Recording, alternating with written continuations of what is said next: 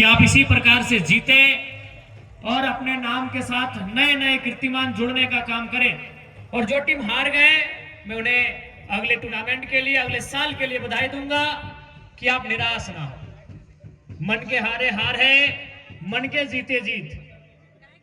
जो खिलाड़ी मैदान में हारता है वो जीत सकता है, पर जो मन से हारता है वो जीत नहीं सकता। इसलिए मन से नहीं हारिए। आपने मैदान हारा है, इसके बाद के टूर्नामेंट को आप जीत सकते हैं। अभी पेनल्टी में हारा है। इस खेल में बड़े बड़े सूरमा मात खा जाते हैं। तो साथियों, आज इस खेल के कार्यक्रम के अवसर पर आप आए हैं।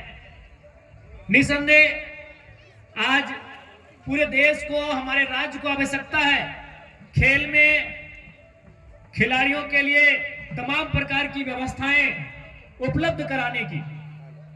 क्योंकि आज अगर खेल को अगर हम लोग सही सुचारू रूप से, अगर सरकार खेल की दिशा में सही तरीके से काम करे तो निसंदेह युवाओं को एक बहुत बड़ा प्लेटफॉर्म मिलेगा। आज अगर हम भारत की बात करें तो जनरली भारत को हम कहते हैं कि कोई भी घर में बच्चा अगर जन्म लेता है तो लोग क्या कहते हैं कि भाई डॉक्टर बनेगा, इंजीनियर बनेगा, आईएएस बनेगा, आईपीएस बनेगा। लेकिन ये नहीं कहता है कि मेरा घर में बेटा या बेटी पैदा हुआ खिलाड़ी बनेगा। ऐसा कहाँ कहा जाता है आपको मालूम है? ऑस्ट्रेलिया लगभग खेल राष्ट्र है। उस राष्ट्र में अगर कोई भी बच्चा या बच्ची पैदा होते हैं तो लोग कहते हैं वो खिलाड़ी बने। आप देख सकते हैं क्रिकेट में ऑस्ट्रेलिया, हॉकी में ऑस्ट्रेलिया, तमाम जो खेल है जिनमें उनका बड़ा नाम है, क्योंकि वहां की सरकार ने वो सुविधाएं दी, खिलाड़ियों को प्रोत्साहित किया।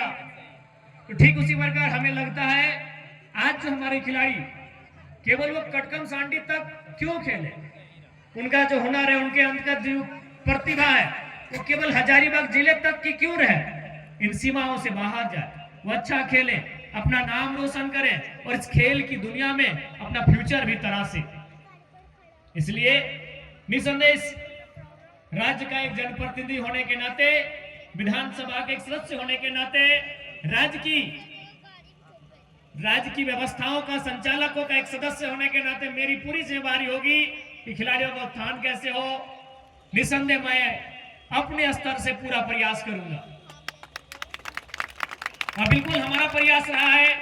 पिछला जो बजट सत्र था उसमें मैंने कहा था कि जिस प्रकार अगर कोई देश के लिए खेलता है तो उसे डीएसपी का रैंक दिया जाता है। जैसे अभी हाल ही फिलहाल महिला क्रिकेट टीम ने वर्ल्ड कप जीता तो शायद दीप्ति शर्मा को उनकी राज्य की सरकार ने डीएसपी के पोस्ट से नवाजा।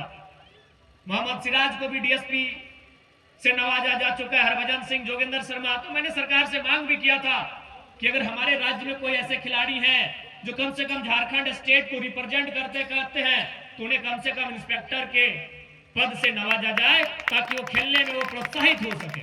मैंने ये सरकार से मांग किया था।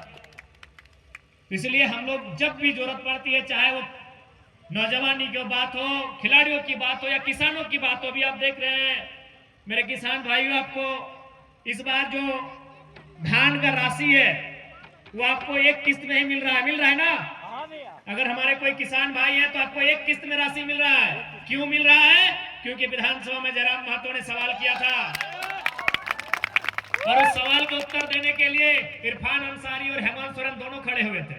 अगर आपको याद होगा बजट सत्र में हमने एक ही सवाल किया था, क्या मंत्री महोदय किसानों को जो राशि आप देते हैं वो 2 किस्तों में देते हैं, तो क्या इस बार से 1 किस्त में देंगे? मेरा सीधा सवाल है। तो फिर मुख्यमंत्री खड़े हुए, इरफान जी को बोले